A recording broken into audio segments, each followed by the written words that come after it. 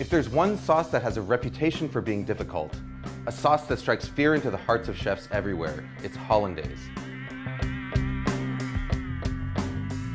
Now, Hollandaise, just like mayonnaise, is a fat and water emulsion. Normally, when you mix together fat and water, the fat's going to separate and float on top of the water in a greasy layer. But the key to a successful emulsion is to break that fat up into droplets so tiny that they stay evenly dispersed, causing the liquid to thicken and turn opaque. Traditionally, the way that you do this is by whisking together egg yolks and lemon juice in a double boiler until they're hot and frothy, and then slowly whisking in butter in a thin and steady stream. As you whisk, the butter breaks into minute droplets, while the egg yolk acts as an emulsifier, helping to keep those droplets evenly dispersed and thickening the sauce. What you get is a creamy, smooth sauce with a rich texture and mild flavor that's perfect for vegetables, fish, and eggs. But there's a lot of ways it can go wrong. If you don't whisk fast enough, or if you add your butter too fast, the sauce will end up greasy and broken. If you don't cook your eggs enough, it won't thicken properly, but if you cook them too much, you end up with broken scrambled eggs.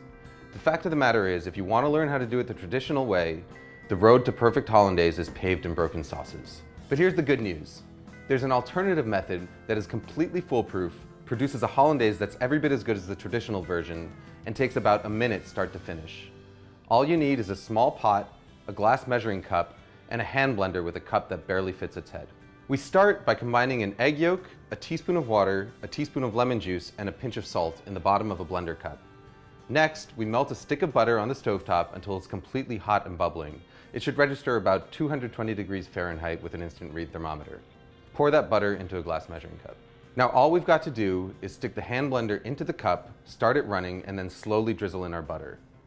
As the hot butter hits the eggs, they start to cook.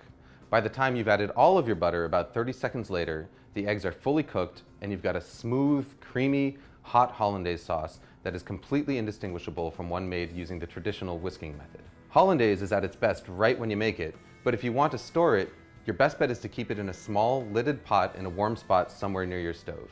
Just make sure that you use it within a couple of hours. Food Lab signing out.